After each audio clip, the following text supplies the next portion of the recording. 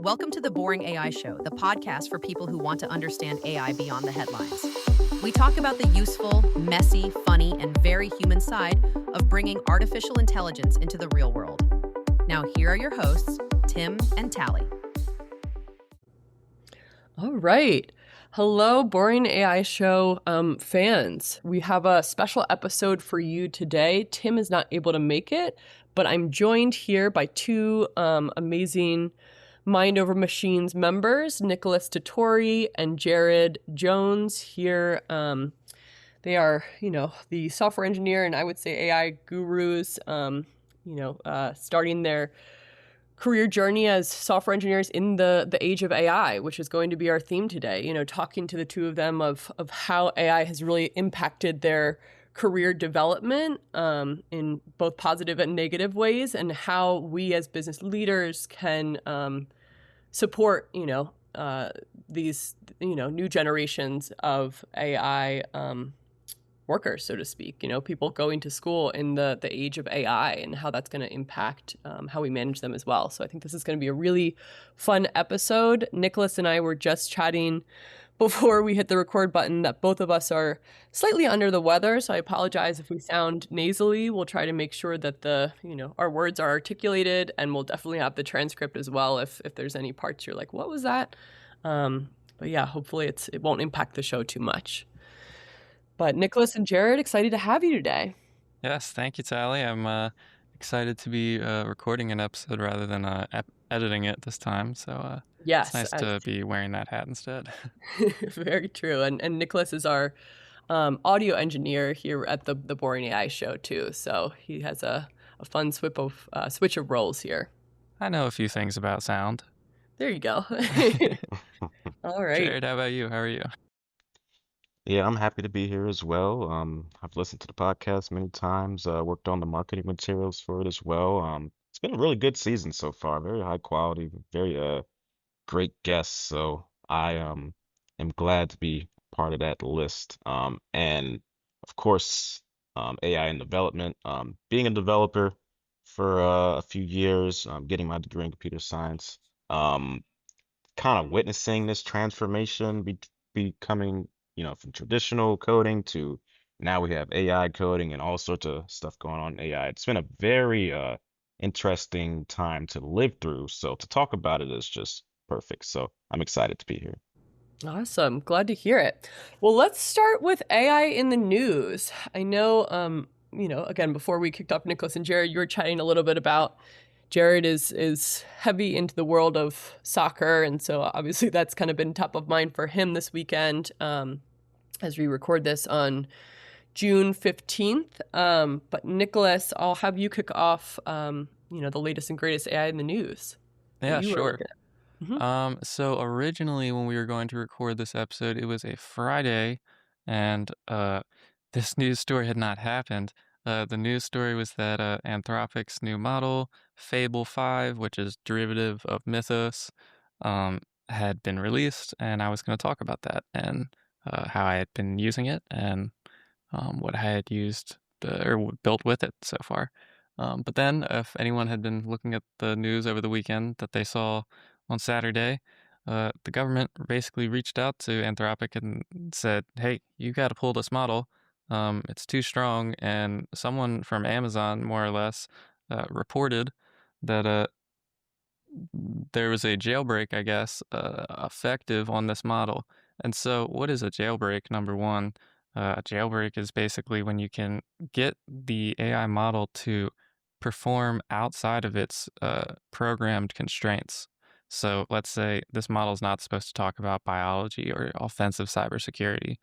Well, that's what they were able to get Fable to do, just that.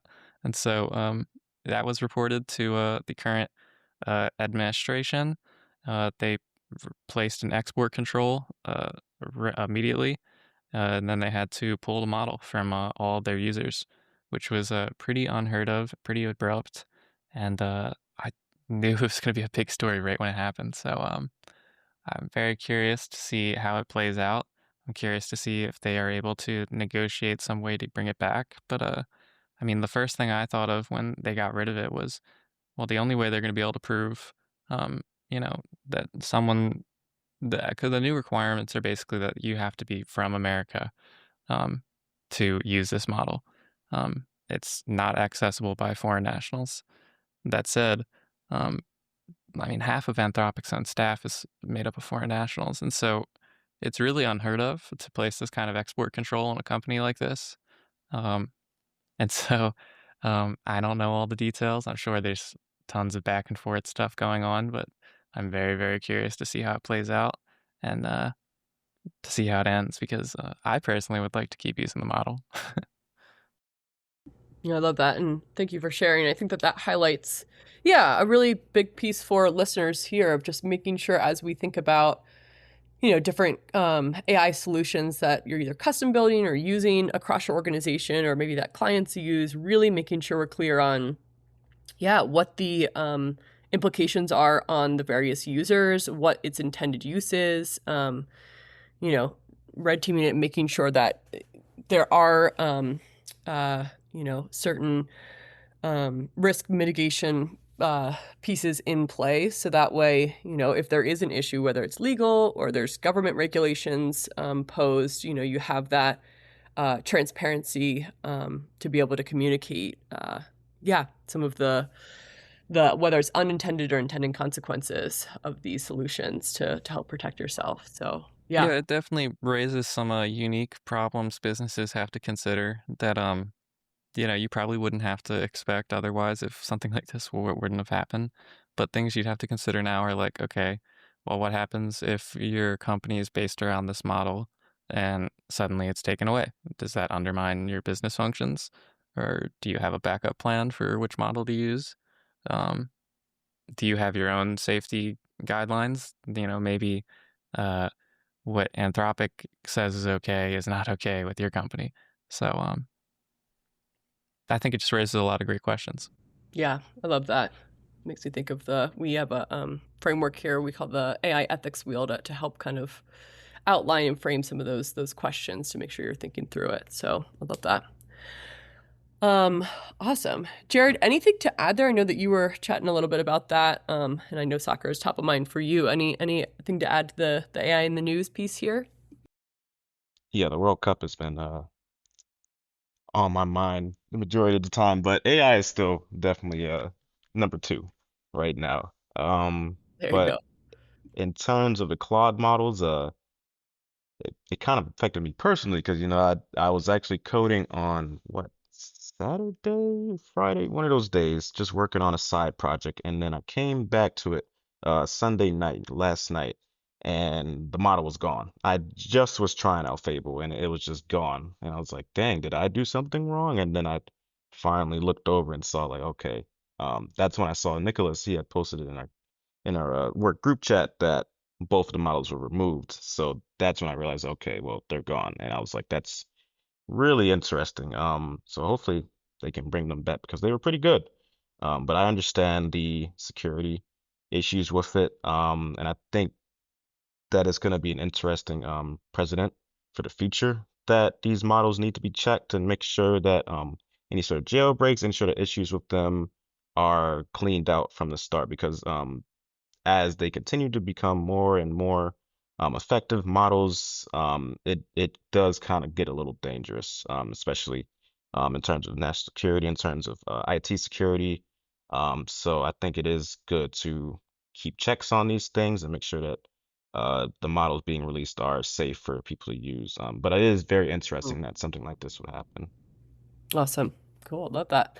Well, my AI in the news article is not it's more boring, so to speak. It's not as a major headline, but I thought it was really interesting. I was reading a New York Times article this morning on farmers embracing AI and how, in light of a lot of struggles that different farmers are facing, from labor shortages to rising costs and operational complexities, especially with high demand of feeding and sustaining large populations. They're having to come up with new solutions uh, to their farming practices. And so this article really highlighted a couple of different ones from robotic milking systems. So basically using AI not only, for data intelligence, but also for the actual labor piece of some of the farmer or agricultural tasks. And so, cows can manage their own milking schedule and then go into this robotic milking system when they need to produce milk, which I think is really cool. And then the other example was using a laser to target weeds. And using different image generation, components for this to actually I think I've target. seen the weed one where they have like a big Yeah, tractor thing and has like exactly, scanning the ground and then it just like exactly, fires a little thing at the weed. and then it Yeah, could be a lot more precise, and you don't have to broad spread chemicals. So I thought that was a really interesting use case. So, it's cool. um, I love hearing those kind of yeah, examples of AI, not just, in like a text generation thing or generating an exactly. image or something. I love seeing it being used in the real world, being it, obviously any type of labor that you wouldn't mind giving off to AI instead of doing yourself. Obviously, it's like humans, we want to be doing the story writing, the creative stuff. Um, but Yeah. So it's picking weeds out of the ground, I wouldn't mind giving that to an AI robot. Right. Well, and for such a large amount of land, it can be really hard to, yeah, to even keep up with all of that. And so having the support of that, I think it was a really, yeah, it's just an interesting article. And I think it highlights, that AI is entering a lot of different industries, more than the ones that I think we traditionally think of. And so, really getting creative with different ways to use AI that can impact us societally, and hopefully benefit different industries that are struggling. So yeah, I just thought that was interesting and something I wanted to share here, and definitely reach out if you want to talk AI in agriculture. I think that's really super interesting. Wow. Yes, believe it or not, I think we actually we've worked with some cool agriculture folks before, so we do have some experience there.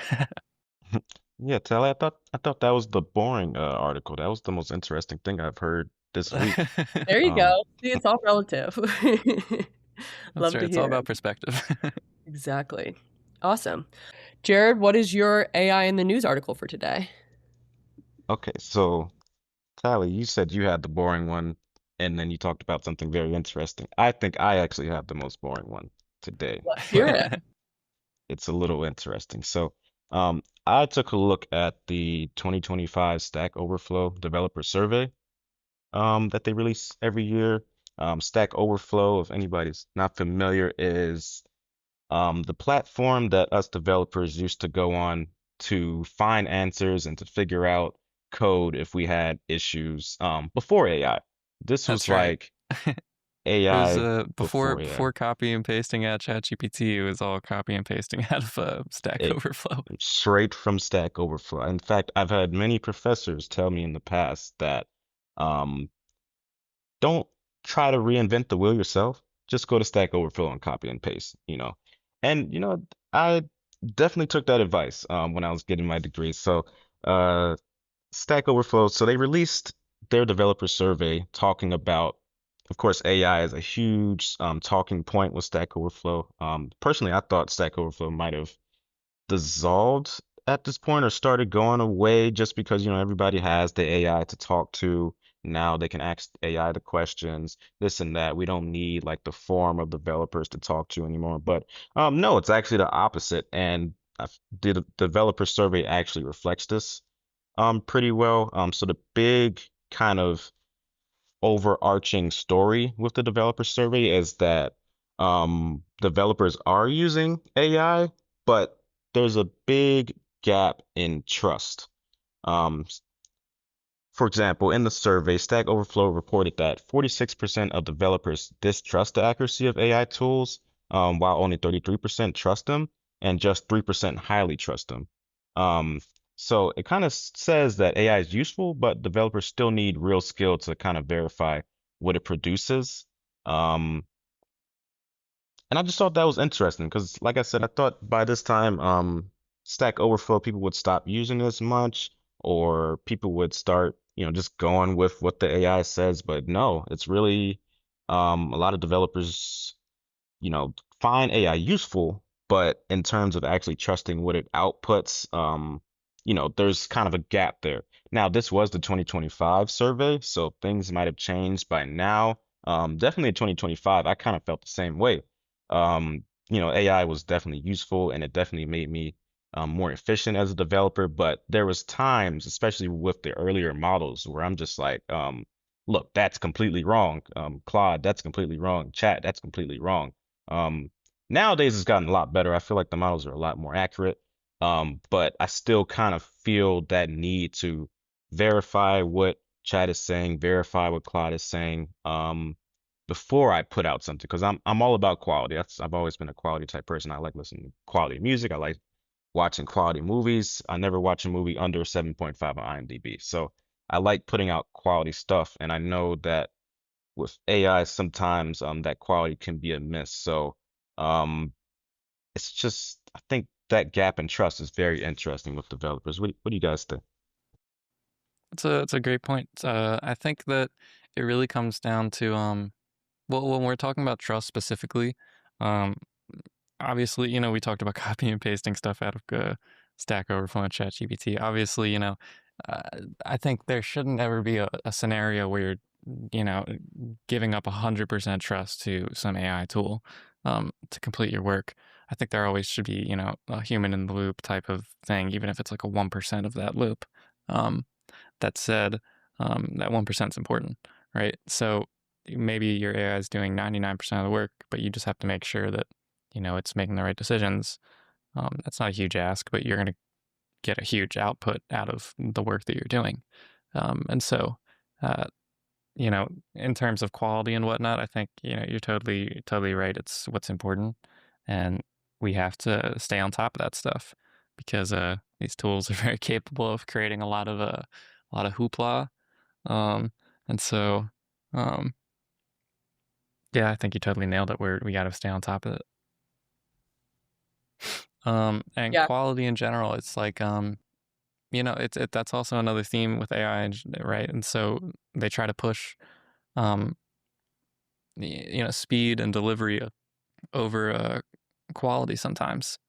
And so I think, that's part of the challenge too, is like, uh, they advertise, like the AI companies, that is, they'll advertise how much you can get done with these models. But if you actually were to, drink the Kool-Aid that they're serving, um, then you'd probably deliver a bunch of half-baked work. Um, so, I mean, they can help you, and it does help you, but you need to be there along the way. So, Yeah, no, you nailed it. It's human in the loop, I think, is the biggest theme and something we brought up on the show before, but really making sure, yeah, the AI is not the one validating and making it, end decisions, but really making sure humans involved there to do that. So yeah, I love that. And I think that highlights that nicely. So thank you for sharing that, Jared. yeah, and also just adding to the career bit, I think AI is really interesting for how it affects software engineers and developers in particular, and really particularly with what age you are at and your skill level with these tools, right? So let's jump into that topic actually, Nicholas. I'm curious your guys' thoughts, on the topic of today.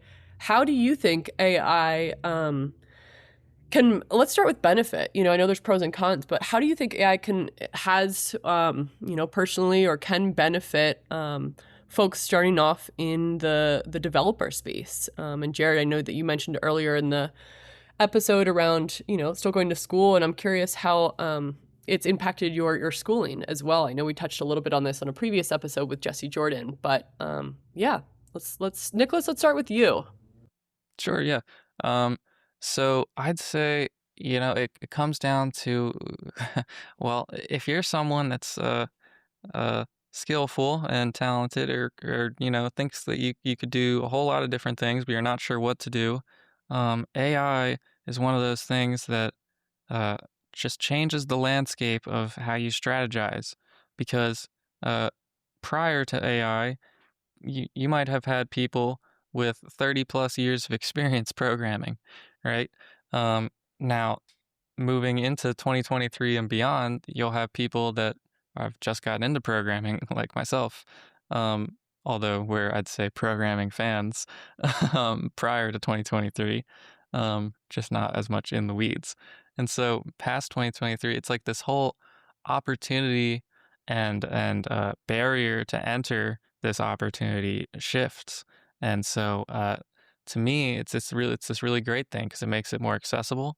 Now at the same time, I think some folks that are software engineers that have been software engineers prior to 2023 probably would push back on that and say, um, well, it's not all so great because it's making all this, it's undermining my skill. It's undermining what I know is right.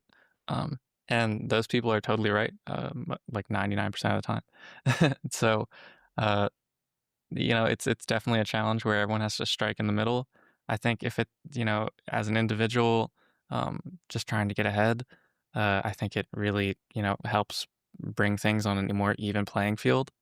Um, Prior to that, right? Obviously, it's like a 1 year person up against a 30-year person. It's uh, quite the tip scale, right? So if everyone's on the same playing field and going from there, then I don't know. It just makes it exciting for someone like me that is a bit younger into their developer career. Got it. So you feel like So there's more access to that information to be able to advance quickly, has been your yeah. experience. Very cool. It's not just limited to younger people too. I 1000% think that these AI tools can enable developers for all ages. It's not just someone starting their career in their 20s or something. It's also people in their 40s, 50s, 60s. I mean, my mom is now someone that uses like AI tools all the time, and she's like telling me about these workflows she puts together and stuff. And so, um, you know, it, it's not limited to just people in my bracket. Very cool. Jared, what about you? How do you feel like AI has benefited you as you start your career and continue your education in the computer science world? Yeah, so I graduated with my computer science degree in 2022, right kind of before this is like COVID was the big thing then. And then now that ended around that time. And then kind of in the years after that, that's when AI and ChatGPT started popping up, or at least that's when I kind of got wind of it. Um, and one thing I always said or always thought about AI, especially when it comes to development, is that I think I'm glad to have learned computer science in the period right before AI, just so that all the fundamentals and all of the manual work and all of the general knowledge and context of computer science was learned and became fundamental to me before I could have the assistance of AI. Um, I'm kind of on both sides of AI because um, let's see, how can I say this? So, kind of how Nicholas, you were just saying that people can kind of learn and get into new fields that they might have been interested in before, but never had like the ability to get off the ground with it, and maybe because of all sorts of different barriers, like say with computer science before AI, learning how to code wasn't, an easy thing to do. Sitting there writing programs manually and figuring out all the different nuances that go into it, it was a difficult thing to do outside of like, going and getting your degree. Of course, people learn by themselves through online platforms, um, like Stack Overflow, of course, Geeks for Geeks. I was on Geeks for Geeks a lot, learning about variables and for loops and stuff like that. But I've always said that I feel like, especially for students learning it nowadays, that you should learn computer science through like learning the fundamentals, through learning about for loops, through learning about that stuff, because at the end of the day, like we just talked about trust, knowing kind of what's going on, I feel like is very important for when you start getting into the vibe coding. Now that being said, I don't think that in education and learning computer science, AI should be completely ignored, because once you actually start coding for real, you're gonna want to use that AI because it makes you 100% more efficient. And that's kind of what happened personally with me, because I knew how to code before AI, but I wasn't sitting here making my own personal project, even though I should have. But making that personal project was like a 3 to 5 month like dedication of time. Maybe not that long. I'm a slow developer, but um, it was a big time. Like you had to commit a lot of time to developing before AI. But nowadays, we've just become a lot more efficient in development. Like I can spin up a side project within the week. Um, so overall, I think it's still very important to learn those fundamentals, but you shouldn't ignore the fact that AI is right there to help you along the way. But you still have to know what's going on to be able to challenge the AI and tell them, look, this is wrong, or this is the way I want to architect this app. These are the best practices I know about, and I want to kind of go along this way. It's still possible to do all this without knowing the context. And of course, you learn the context as you go along, learning from AI as well. You can learn from AI as well. But I just think it's nice to kind of already have that context and be able to like put together the architecture of an app that you're developing in your own mind yourself before you get to the AI. And I feel like that kind of increases the overall quality of the app itself. Gotcha. Yeah, So that kind definitely. of, yeah, and that kind of brings us to our next point. Like, what are some of the risks? And what I just heard is, maybe Jared, some of the risks are people are becoming too dependent on AI as you're learning this, and then you don't actually learn those fundamentals to be able to properly review some of the, code generation that maybe AI is producing and things like that. So really making sure that as you're learning and starting your career, you do have those fundamentals down before moving forward, because then the risk is too much trust in AI, and then not knowing how to properly review some of that output is what I just heard. Yeah, yeah, cool, cool. I I think you're totally right. I mean, you definitely need to know how to spot these things and have all these core, um, underlying programming concepts kind of just in the back of your mind. It makes, bug testing and spotting just obvious errors that much easier. Um, right. I remember when I was younger, I really wanted to get into programming when I was probably like 13 or something, and I had like a iPhone something, I don't remember. But jailbreaking iPhones was a popular thing at the time, and I remember I was really into it, and I want to like make my own like jailbreak tweaks and stuff for my phone, and so like make apps animations faster and other random things just a little different to my liking. And I remember having to look into C sharp and C++ for development, and just thinking like, oh my gosh, this is like really hard for me to really uh, encapsulate. And I guess, I don't know, not to make myself sound not so smart, but it was just really difficult. And I mean, I'm someone with dyslexia, so maybe that was part of it. That's why I like to say, but no, maybe it was a skill issue. I'm not sure. But ever since AI has been back, I mean, I've have so much motivation to learn these things and, uh, play around with it and, build things like I used to think of when I was younger. So it's just really exciting in that way. I love that, kind of giving you those extra capabilities and options to be able to explore more. Very cool. Now, I guess what are some of the other, I know we touched on, some concerns and negatives of being dependent on AI as, this, Jared, you mentioned going to school during COVID, and now a lot of the, new interns and newer software engineers that we're seeing have used AI in their education piece, and the pros and cons of that, like you just said, they know how to leverage AI. They're you're more willing to experiment. But what are some of the negatives of maybe being too dependent on AI, or that you could see, whether you've experienced this personally or you've seen folks, with the risk of maybe being too dependent on AI? What are some of the risks that you guys see there? Sure. Jared, do you want to start or do you want me to lead? Up to you. I've got a few ideas.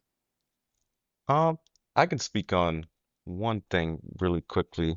Go for it. Um, because Nick, what you're saying about AI and kind of like, learning code back before AI, it was really difficult. It was really inaccessible because, it was, it wasn't just easy. You couldn't just talk to something. You had to like really do a lot of research and learn about things. And honestly, I feel the same way about being excited to learn and dive into new skills that I didn't think I was able to do before AI, because now, it's at least the information or the steps to do something is a lot more accessible. For example, this also pertains to the negatives as well of trust in AI. But for example, I installed a subwoofer into my car recently. Um, and this ended up being like a 5 to 6 month process, just working through bugs and contacting support. But I had an option when I first got this subwoofer. I already paid about $300 for this subwoofer. So I'm already kind of invested in it. Um, so I had two options. I could either do it myself with the help of ChatGPT, or I could go to a professional and get it installed for $150, um, on top of the 300 I already paid. Now, this is a subwoofer that's supposed to be plug and play, but there's still like some decent wiring stuff that you need to be able to do. And of course, wiring in a car always, my mom was kind of like, is this safe to do? Or you should just go to professional. But I was being hard-headed, and I was like, I have ChatGPT to help me out. And that kind of talks to um kind of feeling excited that you can go and just dive into any new skill, because now you actually have that, guideline that help versus where I would have to look that up in the past. So with this subwoofer, I did eventually get it working, but for a long time it wasn't working. And I feel like talking to the negatives of kind of learning skills through AI, and like kind of the negatives of AI possibly. Even though the subwoofer is working, part of me in the back of my mind still feels like at some point this subwoofer could just go up in flames at some point, or just completely lose its ability to make noise. Just because I did go with the option of using ChatGPT and install it, and I did get it to work. But part of me still feels like, because I am not a professional and I did not go to school for electrical wiring, especially in automobiles, that maybe I did something wrong along the way with ChatGPT guiding me, um, to where some rare or edge case could happen to where the subwoofer could just break one day. So I always have that fear in the back of my mind, but that hasn't happened, thankfully. Um, so I guess that's one of the negatives that comes to my mind when it comes to AI and using it for new skills, is just that we aren't experts. We didn't go to school for such things. There's very small things, very small details that you learn when you're professional, with a skill that maybe ChatGPT could miss. Maybe you could miss while trying to do something with AI that could become important in the future. I remember reading an article about vibe coding, and that sometimes when we're developing with vibe coding, we're setting ourselves back in terms of work. It can get you to the finish line, but maybe we're setting ourselves back with the work that we don't see, because we might not have the professional skill. Like going back to the subwoofer, maybe it works now, but maybe there's something that I didn't do in the wiring setup that might cause it to go down or break in the future. I don't know, but or maybe it won't break in the future. We don't know, but I think that's just one of the negatives of it, is just that it might kind of give us the thought that we did do things right, but in reality, we're not professionals and we might have missed some sort of detail. And I feel like that can be expanded Love to a that. lot of different fields. So, Yeah, so almost like an inflated sense of confidence without having that background. So really, to your point, Jared, like making sure you know your limitations and knowing, hey, I didn't go to school for electrical engineering. Maybe, I could try and experiment with this, but there is an added layer of risk there, and understanding when to say, listen, I don't know, and we do need an expert to take a look at that. I think that's a great example. I love Yeah, I that. think that is such a great example because it really paints that story of, having expertise on something, but also wanting to jump in. It's really a double-sided thing. It's bittersweet, right? Um, because, you have this tool that suddenly makes you feel uh, really, really excited, and, you want to be able to do all these things that you didn't think you could do before. Um, but at the same time, it obviously could lead you down some paths that maybe you shouldn't be going down. Or, I think a good example of how, even though these models are still smart, they'll still try to give you what they think is the correct answer, even if it's not always right. Like one common question I see people ask AI is, if you tell an AI that you need to go wash your car's dirty, and the car wash is like a 5-minute walk away. Should you walk or drive you there? And it'll say, oh, well, you ought to walk there because it's only 5 minutes. And it's like, oh, well, what about my car though? So, um, as smart as the models are, they still generalize and make these common mistakes. And so, they certainly could get you into some trouble if you don't know what's going on underneath and what you're trying to do. And so, um, having that expertise really is so valuable. Um, Having those humans that know how to check those things is super, super valuable. You can't just, automate everything. Yeah, I love that. Awesome.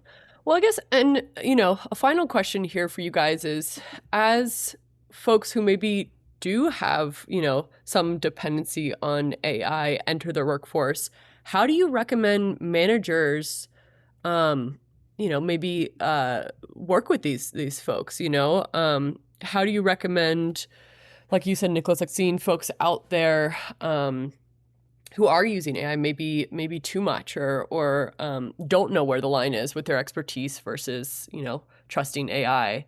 How do we recommend managing this new group, this next generation workforce?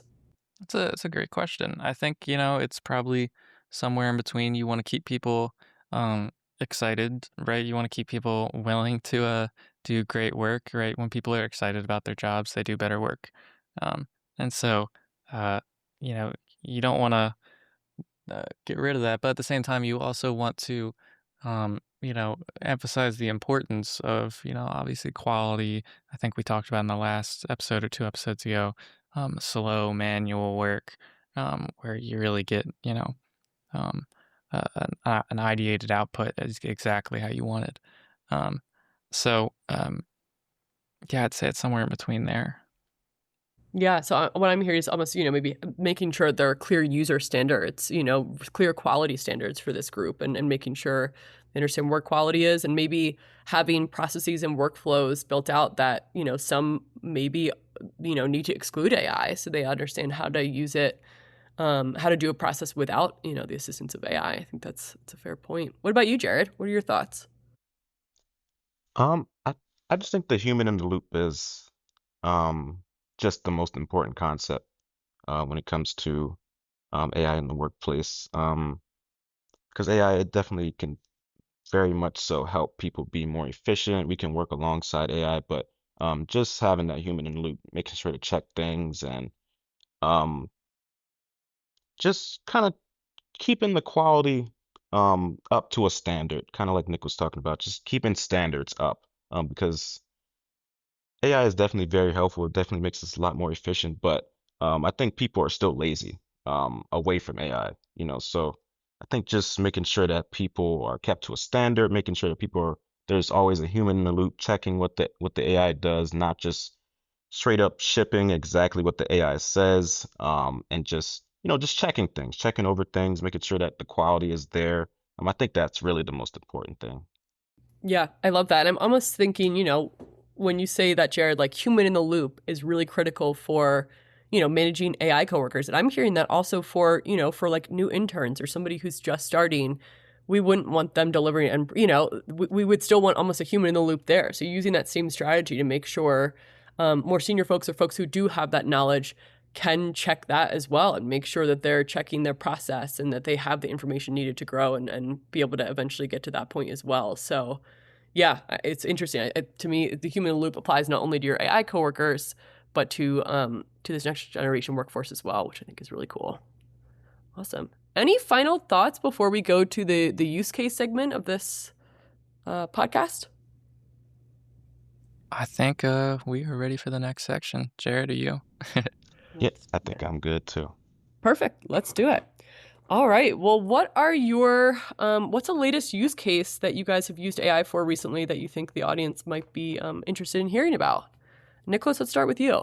Sure. Let's talk about what I did over the weekend. On Friday, after I got access to Fable 5 from Anthropic, I spent some time playing around with it. I previously had this program that I had built. Well, it's less of a program and more of like a DIY device. But there's this company called Seed Studio. They make microcontrollers and little, electronic things for you to build custom devices and stuff. And so I bought this one called ReTerminal E1001 or something. It's basically an e-ink display, which is like the kind of display a Kindle uses, and a little microcontroller with some sensors and stuff built in. And so I used Fable 5 to refactor a previous project I had made using this device. Previously, I had made what was basically just like an LLM, like recall screen. So you could add a mic on it and you could press it and ask it a question. It sends your voice text to some API that answers it and sends it back and prints it on the screen. The problem, though, is with an e-ink display, they don't refresh very fast. And so having, live text running down a screen on something that has to flash every time it refreshes doesn't look very good. And so I worked with Fable 5 to think of some solutions. I ended up thinking, okay, you know what?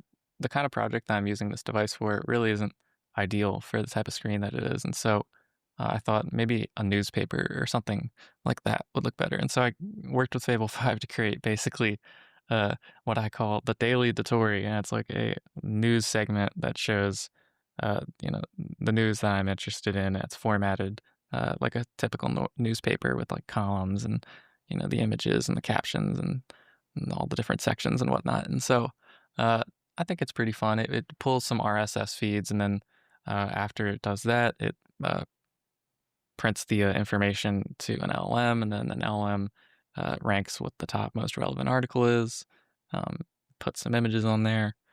You can inquire about the article after it's written, so that's all in context. And yeah, so that was my weekend project. Very cool. Love it. Awesome. What about you, Jared? Yeah, that was really cool, Nicholas. The Daily Detorie, that's a great name, by the way. Thank you, thank you. So my use case, I was originally going to talk about vibe coding, but we've heard enough about vibe coding in the news and stuff lately. So I wanted to talk about, since it's the World Cup and since I already mentioned soccer earlier, this weekend I actually had a soccer tournament. It was a 7v7 soccer tournament. It was very hot. I played goalkeeper, so I was very tired throughout the weekend. But the use case I want to talk about is actually live in the moment during the tournament. Our first game, we ended up losing, what was it, 4-2, something like that. But I know we lost that game. And in soccer, formations and tactics, it goes beyond just kicking the ball into the goal. There's formations, there's tactics, there's putting people in the right place at the right time based off of their skill set to benefit the team the most.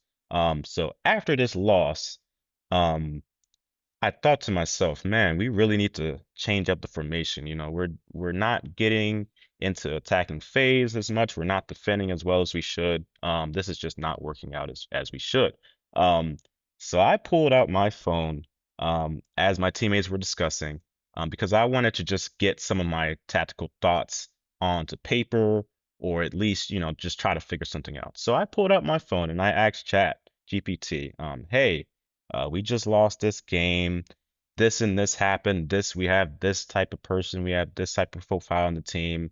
We have good defenders. We have good midfielders. We might be missing attackers. Um, how can we best set up our team to do the best in this tournament? So after a short conversation with ChatGPT, we ended up going with the 2-3-1 formation, which is two defenders, three midfielders, and one attacker. Um, and this is when I realized, Chat actually might have a knack for soccer tactics because Chat told me that in a 7v7 game, a lot of times you want to dominate the midfield. You want to have a lot of players in the midfield so that you can stay on top of the team and continue attacking and attacking and attacking. So we switched to the 2-3-1 formation and we won our next game. We won 4-2, I believe. Congratulations. Love that. Very Okay. cool. Nice. Yes, and it was much better than the game before. The next game we tied. We ended up losing the tournament, but that wasn't down to the tactics. The tactics were great. We just weren't playing as good as we did. But I just thought that was a pretty cool use case something I didn't think about before using ChatGPT for soccer and tactics as well. So yeah, I wish we could have won and I could have been like, oh, ChatGPT saved us from losing the tournament, but it's on us, not Chat. So No, but I That's love that. awesome. I love the idea of using, AI as a thinking partner and like getting outside of your own head and thinking about something from just a different perspective. And then, you can kind of gauge, oh, does that make sense? Does it not? Or, oh, that's interesting. I didn't think about it that way. And, Yeah, yeah, AI is like a coach almost. I mean, that's really what it is, right? Um, yeah, it's kind of cool very to think of it cool. that way. You don't really think of AI as a coach, more of a Thinking partner. partner. Yeah, very cool. All right. Well, mine isn't as exciting. It didn't help me win a soccer match, but my use case recently, a lot of times when you're in consulting, there's a lot of different handoff points, and so understanding that you're going to build a project estimate and then build a statement of work off of that, and then project plans and then PowerPoint kickoffs that go to the client, and so it's almost like a game of telephone, and sometimes things can either get lost in translation or there can be different language maybe used. And so recently a coworker and I used AI to help us essentially do a gap analysis and make sure that as we're moving from one phase to the next in the client journey, we're being consistent with the language we're using. So that way the client knows that whatever language was used in the sales process is still being used in the delivery process. And so it just makes for a clear client experience. And I just thought that was a really interesting use case that was helpful for us to just stay consistent. Between as things move across different teams and through different people, things can still stay consistent for the client experience. So yeah, I really like that use case. Awesome. Cool. Well, I think this was a great episode. It was really interesting hearing from you guys about, different ways you're seeing AI being used and how we can better support, this next generation of the workforce in the world of AI, and also for new software developers and folks out there. If anybody has any questions or you're interested in learning more, please reach out. I know Nicholas and Jared, you guys have much more to say. So hopefully this was a helpful episode for you guys, and we'll catch you all next week. So thanks for joining us, Nicholas and Jared. Yes, thank you, Tally. thank Awesome. you. Thanks, guys, and like, share, subscribe, comment, all the things, and All the we'll see you next things. week. All the things. Exactly. Awesome. See Thanks, you guys. next week. Bye. Bye, everybody. Thanks for joining us on The Boring AI Show. Practical AI minus the hype. Subscribe, share it with someone on their own AI journey, and we'll see you next time.